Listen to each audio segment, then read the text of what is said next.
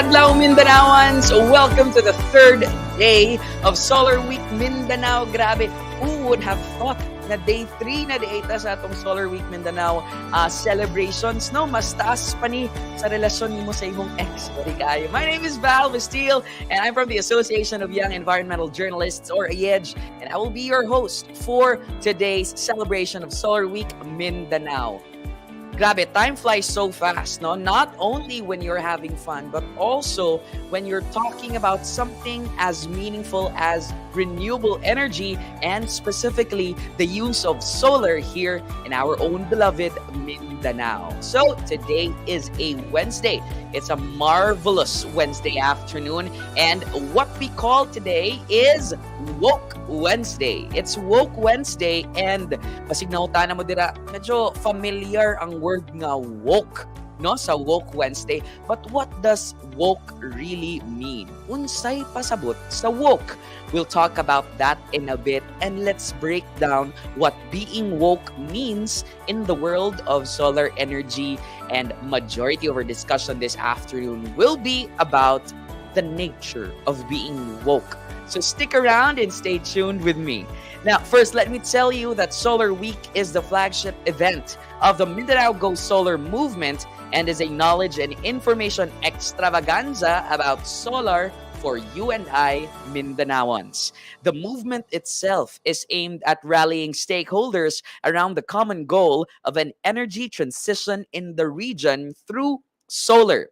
Now, we are broadcast live on the Mindanao Go Solar Movement's Facebook and YouTube pages and channels, and of course, our streaming partners, AYEJ, and the professional organizers. We also acknowledge our other media partners, Business Week Mindanao and the Mindanao Daily. And of course, no, karon you will see that I'm wearing this very cute bucket cap. This is one of our examples of our Solar Week Mindanao merchandise that you can get a chance to win if you go to our exhibits in our malls and register. And of course, speaking of exhibits, aside from the broadcast this year, Solar Week is featuring a local exhibit of solar suppliers in both Ayala Abriza Mall in Davao City and Ayala Centrio in Cagayan de Oro. These are some clips that are happening on the ground in Centrio and in Abriza. Right now, they are celebrating Solar Week Mindanao with arts and crafts. Now they're using their creativity to make sure they can design those Solar Week Mindanao merchandise and tote bags with the best colors of their choices. Kung ganahan mo magpa-release sa inyong mga energies and express yourselves through the arts, please head on over to Centrio Mall and Abriza Mall to have your arts and crafts time. And of course, now, we also have paghihapon atong pinakasikat nga damugan gyud mga tao atong solar charging stops. They are both available in Centrio Mall in Cagayan de Oro City and Abriza Mall in Davao City. If you're low on battery on your phone or your laptop, go ahead and make sure to go to Abriza Mall and Centrio Mall para magpa-charge, because that is solar powered. It's a very cool solar installation which allows you to charge your gadgets with electricity coming from the sun. So much is going on, not only here in the studio, but also in our exhibits. So make sure you check that out before we close off our Solar Week celebrations. Last year, we also had our Woke Wednesday. Take a look at these clips as we describe to you what happened a year ago. Last year's Woke Wednesday program was all about Mindanaoans, we know, who have woken up to the possibilities of solar. Our host, Grian, chatted with her fellow local influencers, Nicole Abbas Datayan, whose farmhouse in Bukidnon is already solar-powered, and Shaila Sanchez, whose kubo in Butuan is both solar-powered and wind-powered. They discussed the benefits they've been enjoying from getting electricity from the sun and how they're avoiding the burden of increasing electricity rates. And together, they watched and commented on Mindanao-adopted Canadian Kyle Jennerman, otherwise known as Kulas, who had recently put solar on his beach house in Catael, Davao del Norte. Then after, Luzgard Lot Motol, the executive director of Mindanao's most awarded chambers of commerce, the Oro Chamber, which also had their office installed with solar, joined the group together with Aris Paye and Rick Fesalbon, representing solar suppliers from Cagayan de Oro and Zamboanga City, respectively. Altogether, they chatted along the lines of bawi kayo ang investment on solar, with Director Lot declaring they save at least 30% on their bills and project about 1.2 million pesos gained over the next 10 to 15 years. They also talked about how to convince new solar consumers not to be intimidated, and Sir Rick suggested a starter system and make it progressive over the next few years. The group also discussed potential hazard risks to avoid. So much went on in last year's Woke Wednesday, and if you'd like to rewatch this show from last year, you can always visit our YouTube channel. Please know that all videos and everything that went on in all iterations of Solar Week Mindanao are uploaded to our YouTube and also available on our Facebook pages. Don't forget to like us on Facebook and make sure you follow Mindanao Goes Solar on all your available social media. All right, I hope you enjoyed Woke Wednesday last year, and this year I'm sure nga mag-enjoy pod kayo mo because we have invited very precious guests who will share with us their project that is considered woke, and we'll find out why it's woke in a bit. So Woke Wednesday, unsa ba gyud ang pasabot sa woke, pagmata, or ang pagiging gising? The Urban Dictionary says that woke is an adjective which means being aware of current social issues, opening your eyes to the social issues happening around you. That is what the dictionary defines as woke. And social issues can be a range of things, from gender discrimination to environmental degradation. And we are relating this to what would be called a woke idea back in 2007, when people decided to dedicate an hour for the planet and switch off their lights to bring awareness about climate change. I'm sure you've heard this word before, and maybe you've participated in it as well. That's what we call the Earth Hour. Naka-apil na ba ka sa Earth Hour? Comment sa ato ang live dira sa Facebook and tell us, when was the last time you participated in Earth Hour and set aside 1 hour of your life to switch off and save energy and participate in the Earth Hour? Now, the event called Earth Hour has grown to become the world's largest grassroots movements for the environment, inspiring individuals, communities, businesses, and organizations in more than 190 countries and territories to take tangible environmental action. Now, dili lang ni as simple as turning off lights, no? Because naagyoy actual results ang pag-participate sa Earth Hour, and it's converted, I don't have the numbers right now, but it's converted into kilowatt hours saved, no, for energy. Now, the Mindanao Go Solar movement, of course, took part in Earth Hour and made it a venue for people in the cities of Davao, Butuan, and Cagayan de Oro. So please watch these clips.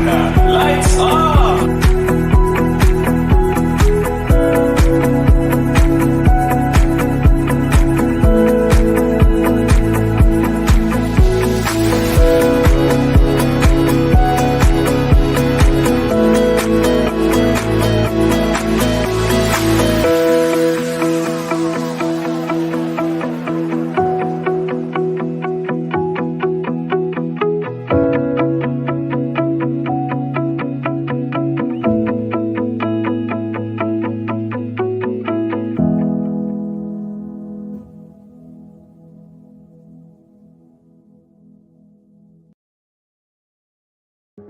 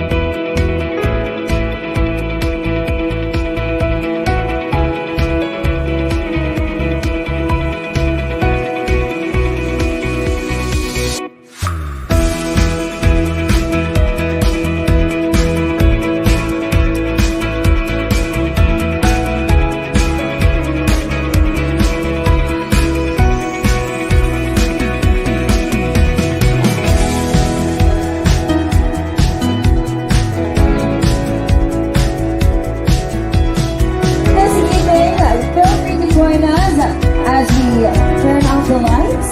An evening of good music, prizes, and surprises.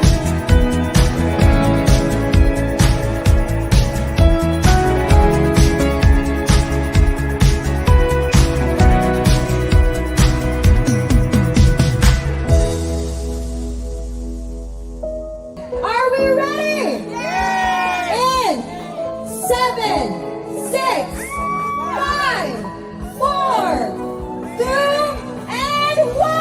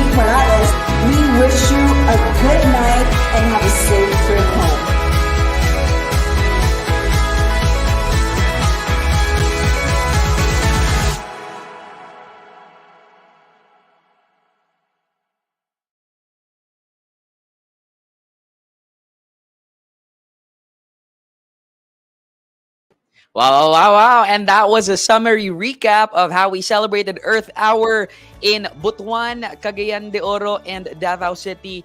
If you were there, congratulations to you and we hope to see you in the next year.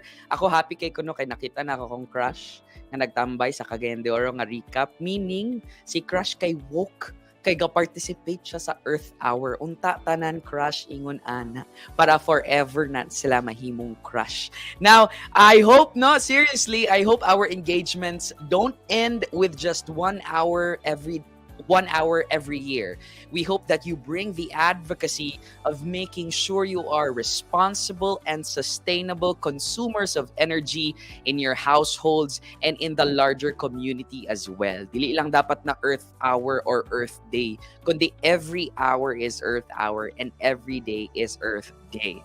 Now, quick trivia for you all. Earth Hour is organized by WWF, or the Worldwide Fund for Nature. And today, we have guests from WWF and we will be in conversation with them para isugda nato ang atong discussion kabahin sa word nga woke ug how they manifest woke in the work that they're doing for the environment. Allow me to introduce our speakers for this afternoon who will be joining us sa ato ang studio diri sa StreamYard, diri sa online nga access. Our first resource person is an experienced planning facilitator with corporate, government, and non-government background. She has served religious congregations, civil societies, national and local government agencies on various projects over the years as an independent development worker.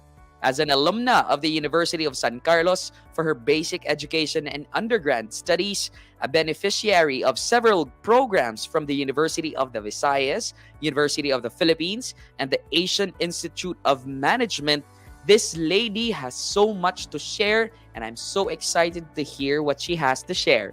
Coupled with her passion for technical writing is her active involvement with the Toastmasters International, where she used to be the Division F Director for Northeastern Mindanao and the past Area Director for Caraga in mentoring lifelong learners in public speaking.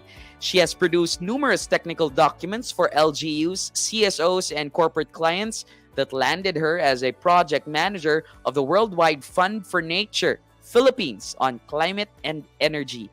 Please help me welcome to the virtual stage, Miss Churilyn Agot. Ma'am Che, hello! Pwede ba magpa-train pod ko as a Toastmaster? Pasado kakaayo, Bal. Salamat sa pag-welcome. Mayong hapon, Mindanao.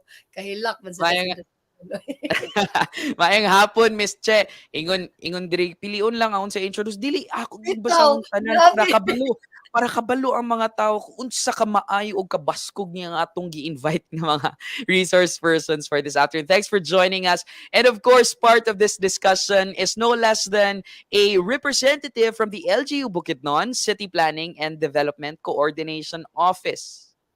Sorry, Butuan, from LGU Butuan. Dili Bukidnon, Butuan. She is no less than Engineer Crystal Soldano. Crystal Jane Ignilan Soldano. Good afternoon to you, Engineer.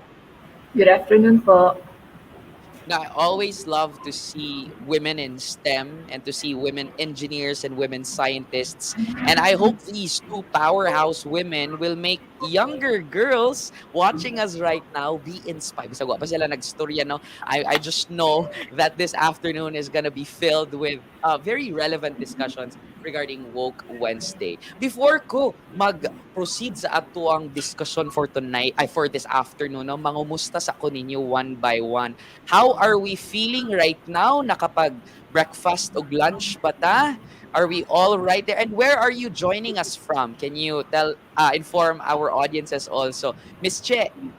Yes. Thank you, Val. Home office ko karon. Asa inyong home office karon, Miss Che? Butuan City ta. Butuan City also. And Engineer Crystal, how are you? And where are you joining us from? Hi, sir. I'm fine. I'm also here in Butuan, in our office. Ayan. Powerhouse Butuan. I'm also in Butuan. See you in Jollibee later. For Joke lang. Okay, one word to describe solar energy. When you hear the word solar energy, what is the first word that comes to your mind? Bawal mo ingon og sun. Mm. Miss Che, Redundant. ikaw. Power mo. O, di ba? What did you say, Solar Miss Che? energy. Power mo. All right. How about you, Engineer Crystal? Renewable. Renewable. So the word ni Ma'am Che, powerful? Power mo. Power mo. Yes. Power mo? Power Yeah. ko? Power nating lahat. Correct. That's the power that is given to us by solar. Thank you. Now, we talked about your work with WWF. I introduced it kanina and I think it's there in your background. But please, Mm. let us know about what the kind of work you are doing in WWF is and Mm. how it's going there in Butuan. Tell us all about it. Yeah, very quick lang to contextualize, no. Kini nga project atong shortcut ani niya is FINRE Butuan, FINRE, so kana taas man kana ka title, no. It's a part of the International Climate Initiative or ICI, which is supported by the German government. And Worldwide Fund for Nature implement this together with city government of Butuan, no. And Worldwide Fund for Nature, daghang salamat sa inyong pa introduce ka ganina sa Earth Hour to also connect this with the theme na Woke Wednesday. 60 years na ta today, Global Conservation Organization ng WWF. And sa atong commitment, ang mission yun niya is to stop the degradation of the planet's natural environment and build a future where humans live in harmony with nature. So, mo gyud na ang commitment ni WWF. Ug natay gidamgo nga by 2030, kaming tanan that is under the umbrella of WWF, bisag asa ka nga country nag-work, natay gitawag nga 005. Hopefully by 2030, zero loss of habitat, zero extinction, and hopefully ma-half nato ang atong carbon footprint in consumption and production. So mosad ni siya nga kani nga project kining FINRE Butuan kumuari ta diri sa WWF Philippines, upat lang gyud ka tema ang atong makita sa trabaho sa WWF Philippines, no. One is sustainable consumption, sustainable production, habitat, unya energy, climate and energy. So mo ni siya energy transition where this project is lodged. Unya renewable energy ang atong gi-promote ug low carbon cities. So kana siya nag-influence gyud ani nga project, if I may lang, duha ka buok major projects sa WWF in the past mo nang naata ani karon, no. One is in 2013, if you remember, siguro gamay pat tingali ka Anabal, no. I assume ang tibuok Mindanao Kasi Island. nagluta-luta pa ko ana sa Dili pa kay kadagatan. compare, no? Ang tibok Mindanao Island at that time suffered rotational blackouts. So grabe gyud ka often ang atong pag-blackout.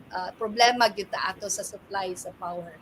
And then at the time na atay study 16 ka syudad sa tibuok nasod gistudihan nato ni unsay impact sa climate change sa businesses o sa city government sa mga government services. So kato nga study nakigtrabaho ta with Chamber of Commerce unya LGUs. Kato nga study nito nga for Butuan City ingon sila power gyud ang key driver para mo-sustain ang economic momentum sa Butuan. So ingon mi okay kumo na ang power and then ang problema di ay sa syudad ato nga time naapod tay project nga gisuportahan by USAID in Palawan. Unya kanang Palawan, it's the biggest off-grid island in the country, meaning wala siya na power by the national grid, no, kanang NGCP. So ingon mi ang atong theory ana ato kang experience sa Palawan pwede nato mabutang sa pagtubag sa problema nga giatubang sa Butuan City. So mo na ang theory ato nang gi-apply karon ug mo ni ang gitrabaho nga nunaan ni siyang FINRE Butuan nga project. Ang pinaka-unique lang ani is that Butuan City is on the grid. And then component lang siya nga syudad sa tibuok probinsya nga giserbisyuhan sa distribution utility nga ANECO. Muna nga Woke Wednesday actually is a very good theme to highlight nga unsa ka importante ang public participation because if you notice ang Philippines manggod kay grabe ka centralized ang atong planning, everything is in Imperial Manila, no? So usahay or oftentimes di gyud na nila madakpan ang local dynamics, di gyud na nila makitaan. So muna ang nakanindot aning atong project is not only top down but also bottom up. Let us look at the local dynamics, no, tan-aw nato unsay what do we have, unsay kusog nato, unsay pwede natong buhaton, kay kung national ang magplano di na na mo matter sa ila kay gagmay kaayo na, but it matters to the city government. So we are not alone in this project. We work with city government of Butuan. We work with two academic institutions, CSU and FSUU. We work with the Chamber of Commerce. We also work with the national government agencies like NEDA, Aminda, naa sila DOE, naa sila dinha. So we are not alone. It's really a participative way of looking at unsa kaha ang solusyon para matubag katong problema kaniadto. Alright? So I hope na contextualize, Val. Na-contextualize good kayo. And if I understand correctly, Miss Che, engineer, no, kamo to duha born and raised in Butuan. Actually, I'm a Yes. Cebuana. Cebuana. Same day ta. Mandawi man ko sa Cebu, Miss Che. And then Engineer Crystal is from Butuan. Yes, Engineer Yes, Crystal, yes would po. you like to add to what are your current involvements with this project also right now? Actually, LGU has a very active involvement for this project, especially that this is for the city government of Butuan specifically, because this project will also help the city plan for the future developments of um, uh, the city itself and its community. Thank you for that, Engineer Crystal. And you talked about the bigger picture goals of WWF, Miss Che, no? Can you tell Mm. us what the project aims to achieve for the city and where we are in terms of achieving that aim or objective? Are we almost there? Are we 50% there? Just for Butuan alone, are we already seeing the results of this project? Nindot gid kay mo pangutana supposedly. Timing kay bag-o ra gyud minuhuman ni Engineer Crystal, no, sa pag-entertain sa first face-to-face meeting namo sa technical working group because we convened lain-laing gong opisina taga lain-laing Mm. lugar nanganhi sa Butuan just Mhm. this week starting last Monday, no. Unya gibisita nato ang final draft and then we will hopefully work on it within a month's time and finally work on the legislative and executive process by the city government kay ang importante ma-institutionalize gud siya Mhm. nga even if wala na ang WWF, the plan will work by itself. So right now it is in its inception stages, planning stages. You're still Finalize, finalizing. finalizing before you roll it out. Tama ba, Miss Che? Yes, yes. Sakto good Nice. Kaval. Nice. And so I'm just wondering, no, with this project in mind, um how long is this project again, Miss Che? Usub? Originally 4 years siya, dapat nag-fold siya atong last year but the pandemic really took a Yeah, toll the on pandemic it. changed a lot. So, Yeah. oo, munang ma-extend siya gamay kay dili raman good Butuan energy plan ang atong gi-produce. Dili man good pwede nga puro ra plano, no? It has to be Yes. organic and alive and Yes. therefore we need to also show to the city government na ika i, ano sa sila capacitate sad sila to make sure that these projects renewable energy nga ilahang ma-identify and matumbok gyud og unsa mahimong bankable which is most of the LGU problems gyud na na ay idea, pero how do we make this andar na? O, di ba? So, yun. Drone sa on Ang pag-andar, dili pwede nga tama na plano. Now, Engineer Crystal, I want to know, yes. the government obviously has a lot of priorities. The LGU has a lot of priorities and issues that they are facing. What made your office, at least, or the LGU say, yeah, this is something that we want to take on. This is something that we want to work alongside WWF with to make sure nga this and that nga results. Unsa ang murag selling point nga nung naka-yes ang LGU ani nga klase nga partnership or collaboration, Engineer Crystal? Yes, because I believe no, the LGU is really looking towards or its vision to become a competitive, livable, and sustainable smart eco city. So, with this plan, it's also an avenue for the LGU to make provide a development plan for the city's um, energy demand, and also to include formulation to integrate the energy efficiency and conservation to all LGUs, especially that there are already regulations, uh, specifically the RA 11285, the Energy Efficiency and Conservation Act, which mandates the LGUs and all national government agencies to um, provide EEC activities or institutionalize these activities in order to conserve energy. Mm-mm. I'm super glad But, that oh, yes, go ahead. sorry, let me butt in add lang ha.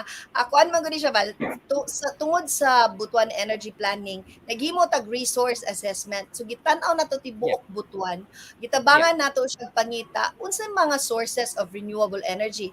So you have hydro or water, Yeah. you have wind, you have biomass, kay agricultural land money, and agroforestry is strong also in the area.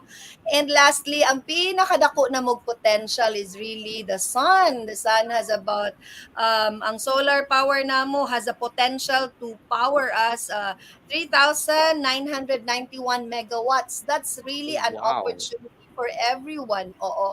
Nga, if you make use of the natural gift that God has bestowed on us, diba? Yeah. Asa pa man ka, ana? Oy, sumona. Inana kadako. Wala akong ginapangutanan sa ako sa asa pa man ko ani. Uy, ganun nga. Thank you, Miss Che. I'm sure it's any project manager's dream to be able to work with government institutions, with civil society. Again, because we cannot work in silos. No man is an island, and we need to. The movement to transition to renewable energy is not the work of one man or woman. It's the work of multiple stakeholders and agencies. And we are so glad na not only nga nahimong mandos sa LGU because of the ENC, no, but that it's really now finally institutionalized, as you had mentioned. Can you share with us what are some challenges along the way nga inyong na face as an organization, as WWF, in trying to do this project, and then how you have overcome these challenges so far? And I ask this because basig daghan atong mga LGU nga gatan-aw sa atong show, sa atong Woke Wednesday, or daghan mga project managers as well with the same potential, the same ideas of a program nga ganahan nila i-implement with their LGU, work together with their LGU, basig maka-find sila og inspiration True. and model from that, Miss Che. Yeah, very good. Nalagi ko key takeaways good ani niya, no? One is kanig yung how hinog, how ready is your government, local government with your data.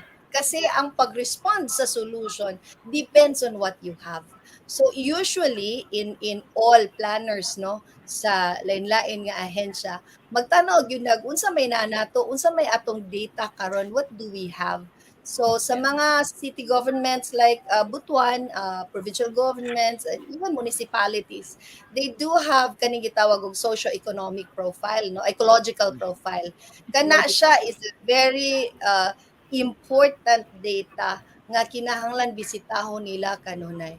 So from there, kung dili na kompleto, mo gyud pinakadako na mo nga huge hurdle because you do not control, you have no control on when can you get that data. Yeah. Sometimes ang among data gathering would also reach to multiple central offices.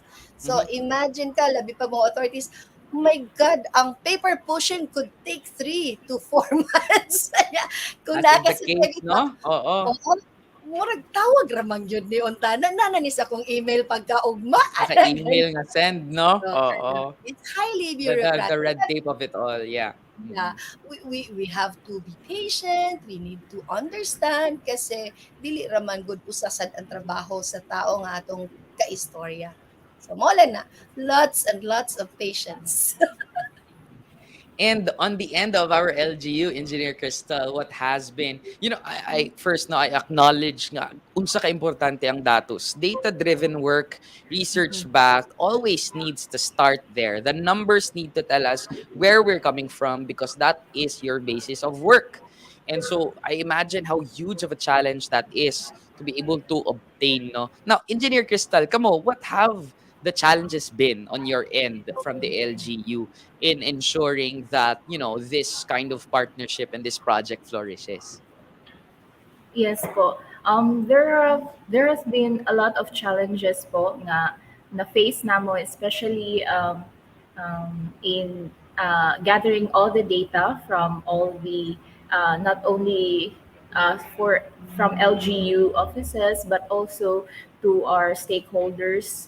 So it is the data that we needed, since it is for planning, will come from way back 7 years historical data. So if wala kay data archiving or kanang logging sa imuhang historical data, so diha gid ka maglisod o pagpangita sa uban pang mga data, because those data are very important in making a forecasted plan for the future.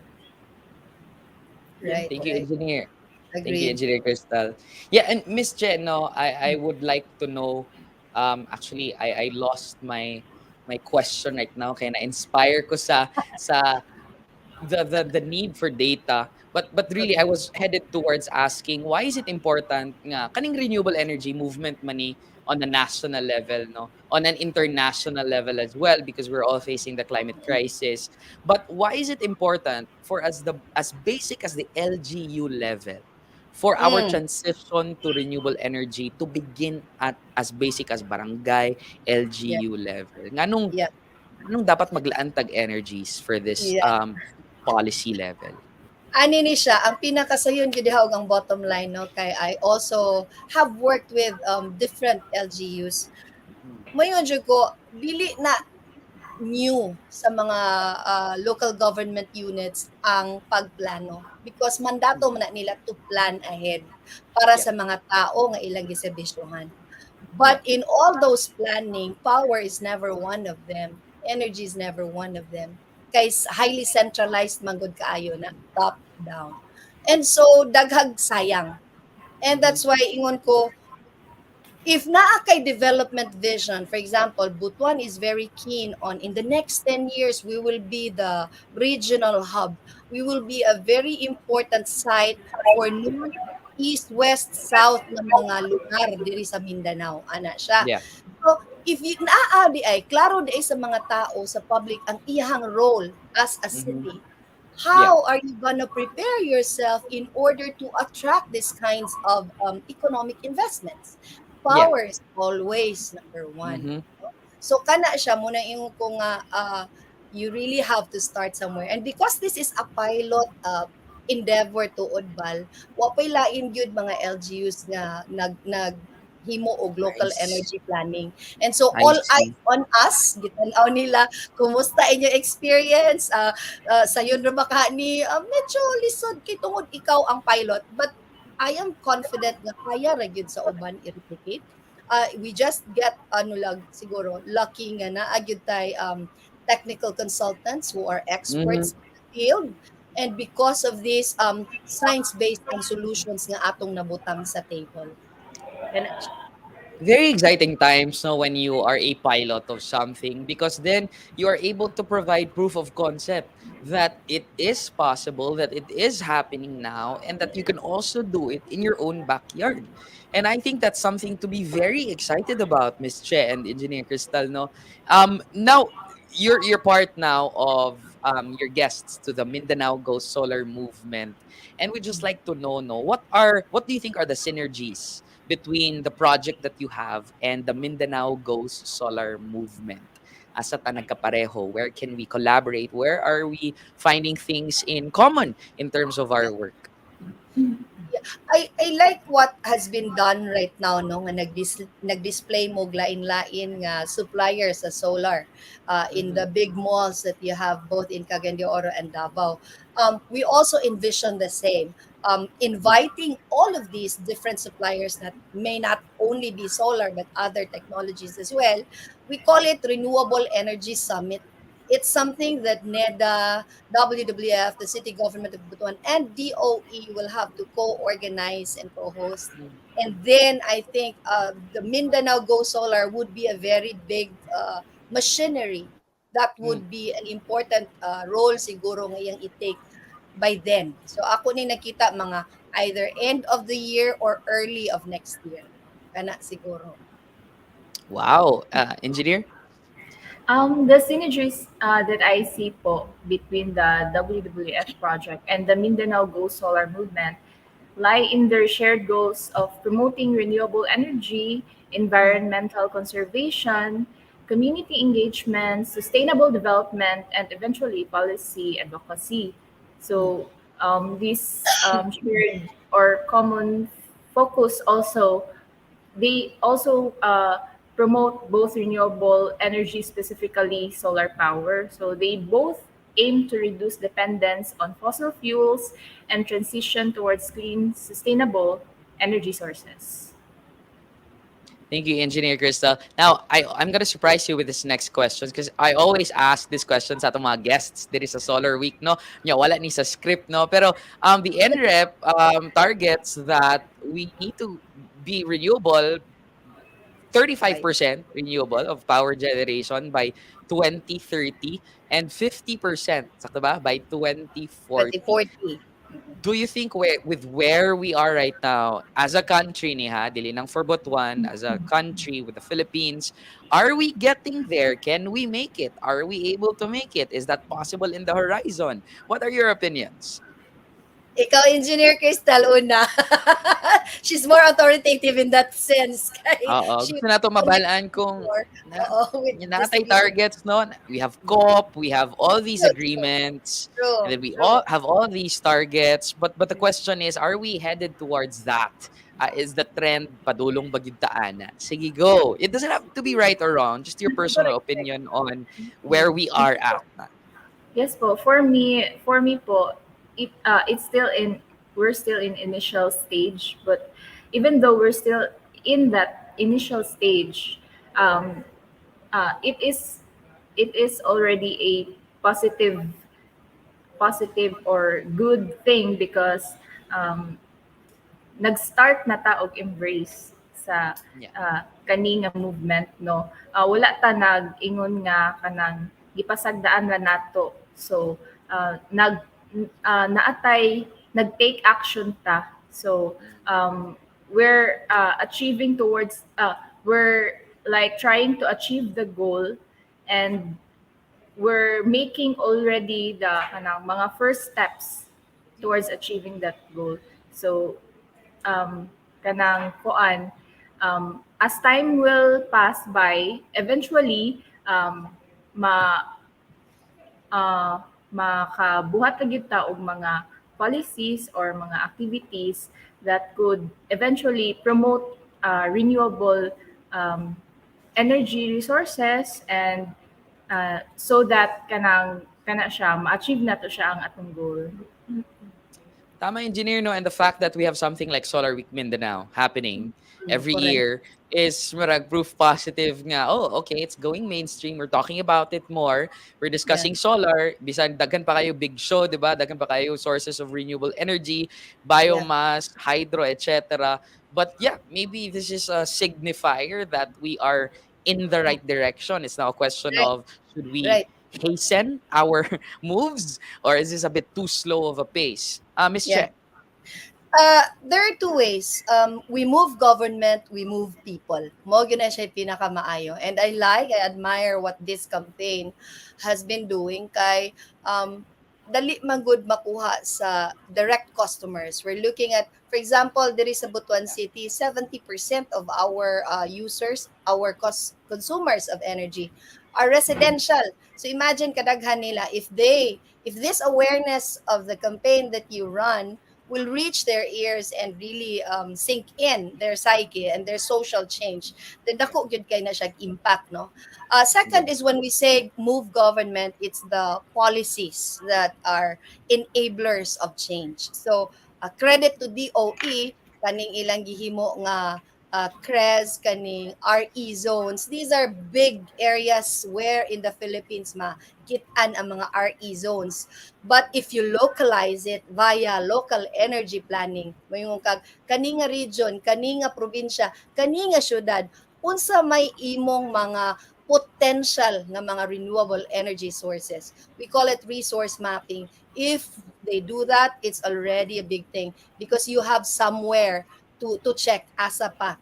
And then you have the renewable portfolio, no, nga gipatuman sa mga DU, increasing from 1% to 2.5%. That's already Yeah. a big thing. Kudos to ANECO, where Engineer Crystal used to be connected with. Taas kayo akong tanaw sa ilaha because dili ra minimum ang ilaha. That's already, they have been compliant. Sobra-sobra sa 2.5.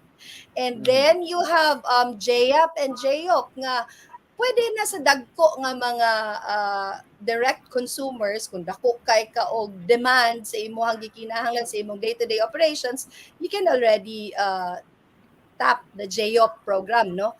While the JOP is auctioning. So kung dagko kaayo ni nga mga solar suppliers, why don't Mhm. you get a rest, di ba? Aron maka-appeal ka. And what's good is that from yesterday's wrapping up of our kay nag-update magud ta, kay nag-reboot ta sa atong plan, nakita namo nga good thing kaayo ning nakompleto na ang infrastructure of Visayas Mindanao connectivity so that the wholesale electricity system,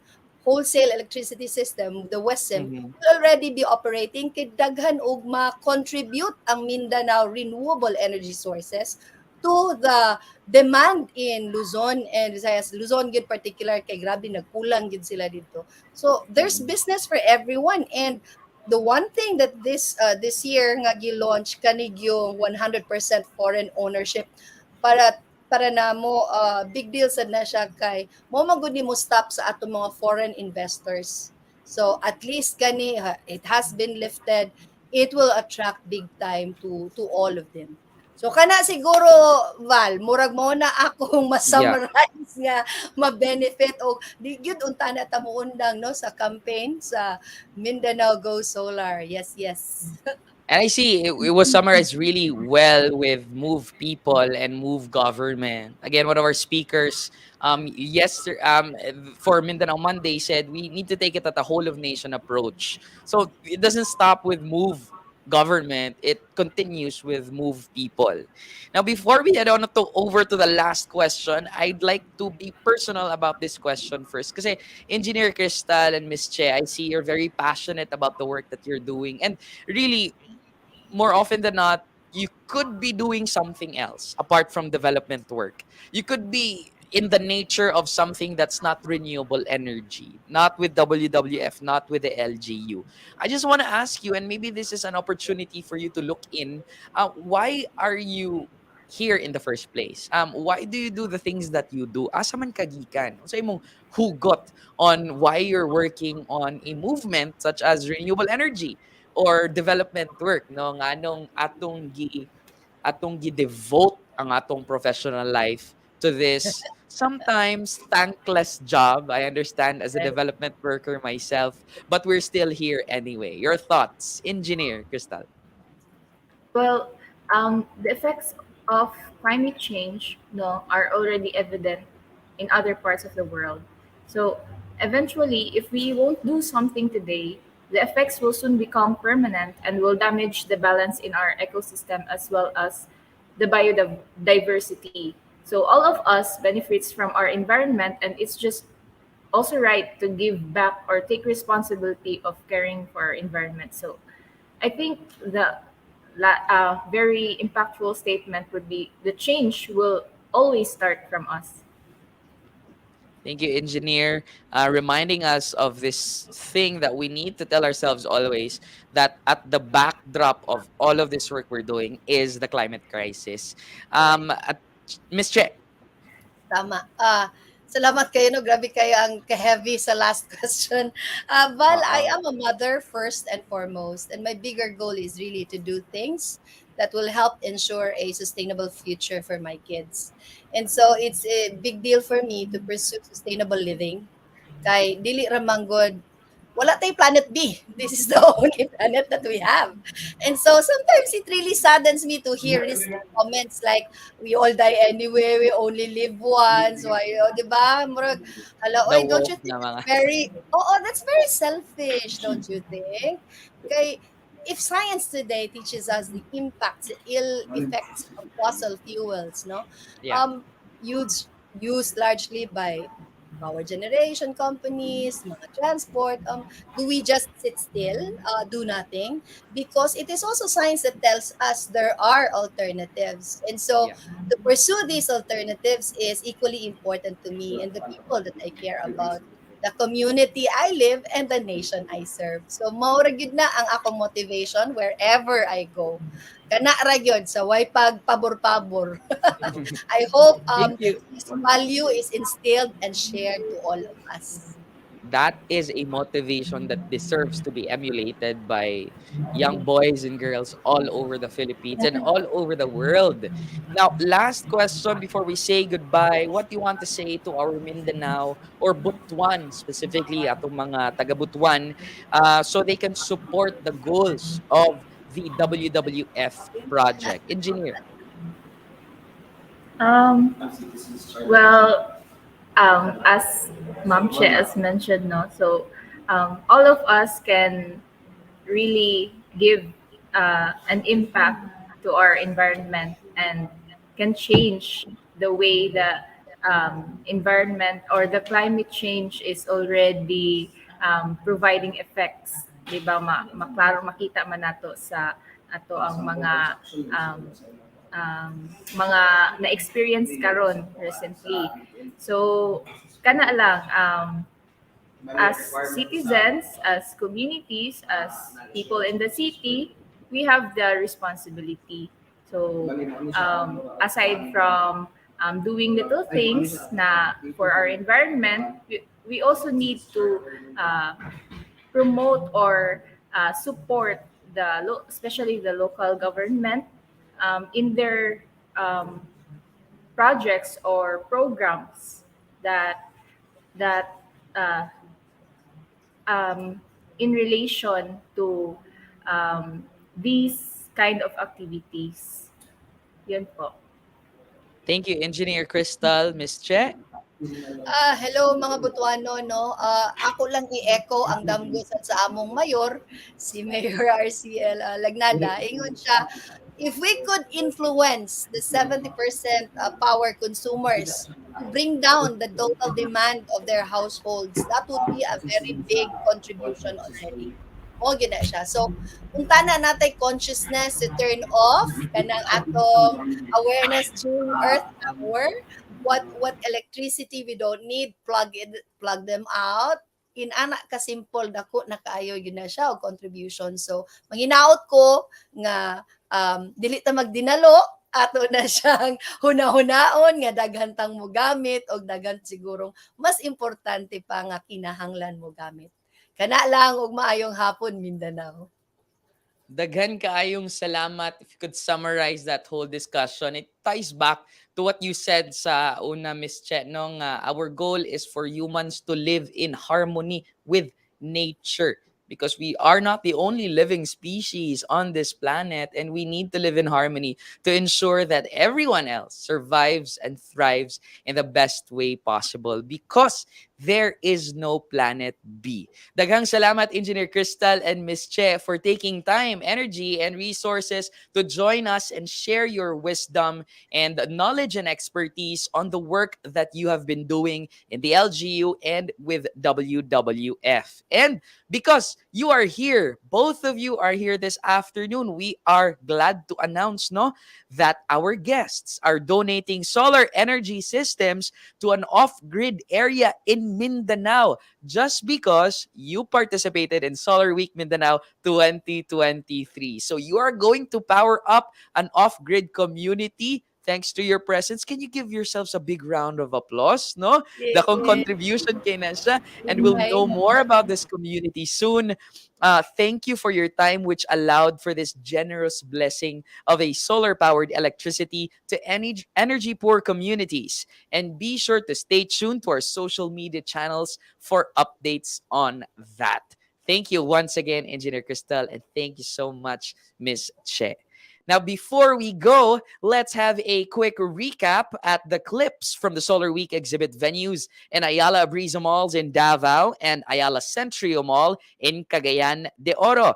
And don't forget to visit the solar charging stop, charge your gadgets there, and don't forget also to post on social media. Napaka-active po ng ating social media. It's at mindanaogoes.solar. Mindanao.goes.solar on Facebook, Instagram, or TikTok. If you tag us, we will be reposting your posts. So tell us about your experience in the arts and crafts, both available and happening over there at Abriza Mall in Davao City and Centrio Mall in Cagayan de Oro City.